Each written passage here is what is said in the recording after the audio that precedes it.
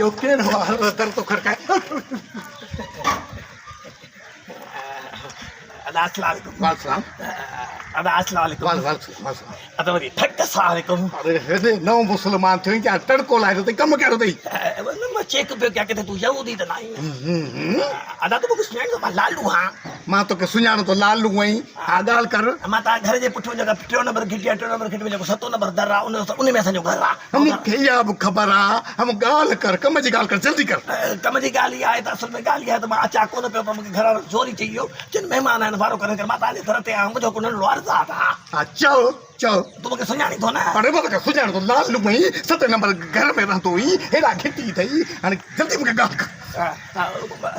तो के रात टाइम में बस आसी करा जागदे नजर आई केड़ा एकड़ो मां लालू बेकड़ो लूसी कुत्तो बस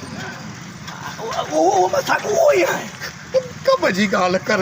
माता जो भा को नंढो और को खड़ा चओ ना वो अदा असल में असा जे घर मेहमान आया न सो घर वाला मुखे बड़धोल मचाइनो असा के खट खपे थी मेहमान आया मेहरबानी खट उतारी दियो अरे रे असा वट खट कोने असा वट खट कोने बाबा जान छड़ खट काने असा खट कोने वो तता तोरी ते सुमदायो जा बाबा तोरी ते सुमू पट ते सुमू असा जी मर्दी तू जो छा वने एरो काबेली के घर पातणी कडियो तनी क्या अत मुजो घरा मुजी मर्जी तू जो छा वने ओता खट दे बिगा खट अरे रे चरे वहीशा जेके पट ते तोरी ते सुमंदा उन का वधी का बद फैलो हुंदो अल खुदा जी मार बेटा बखर अल बद फैलो हुंदो तर तर तेरे खट दियो कोन रोप ये ते न जाता तल मास्टर को असायूं पर पाड़े में सब बेस्ता था रहन हां हिनन खा पुछा क्या मता हिनन वट खट हुजे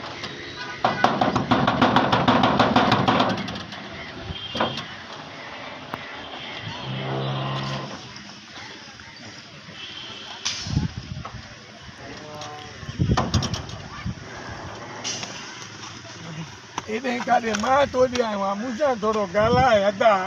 चोखड़ कायो था मुझा का अला हवा ते लग फड़का ना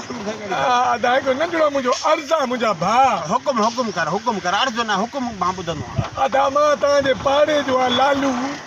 लालू हां मां तो सुनाई तो ना हां ओ भला बुध तू घरों पानी पी पोने तो या ये पानी हां मन माशू तो पानी पी चल दई हां ब्लड प्रेशर सेट थई फिलहाल सही है बाबा हाने एकड़े हमरा अट वियो तो कट कोण जे लाइ खुदा जी सवाई दस को माई जो मारेलो वाला छा वडो जज्बाती लगो पियो मुंजो एकड़ो अर्ज है हुकुम कर असा मान जे मारे नहीं मान घर में गिरनो ना तो सफा खामोशी थी इंडिया हुकुम कर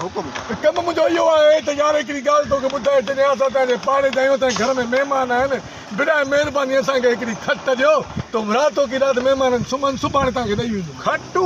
खट आणी पाड़े वाले ने खटर के खोड़ खट्टू चरया हां केड़ी खट कपई एकड़ी लोही पया ये तो आ जाए जो काठ जी काठ वारी बा है ओ ठीक है जगह एकड़ी दे हलो ठीक है का खट भला यो एकड़ो हुंदो आ न रेशमी वाण दर ठाराया तो बटन नी में ठाराया तो एकड़ो हुंदो आ रेशमी वाण बियो हुंदो आ सादो वाण सादे वाण वारी खपे या रेशमी वाण वारी अदामणी जको वाण हो जैसा के खट खपे मुजा खट खपे बा खट का पाड़े हरन का खट रखवा बिस्मिल्लाह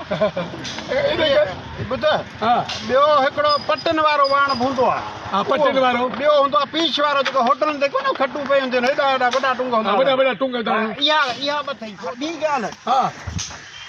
खट वांदी कोनी एतरी दाढ़ी छा जला रही त लोह वारी आ काठ वारी आ ही वाणो तच हू वाणो तच ओदा जेड़ी बहकरी खट मुके दे बाबा ना है ना समझ न गाल छो बांधी काने का छा जो हिकड़ी खट ते सुमदिया मुजी जाल आई मुजी भाजाई हां ना बी खट ते मां आई मुजो भा अच्छा आई त्री खट ते जो का तो मुजी अम्मा आई मुजी भेण आई चौथी जगह खटा उन दे बाबू ने पियो हुंदा बस ए देखरी गाल ते मुजो हां खट दियो या न दियो पर सुमो त लांती फजीलत था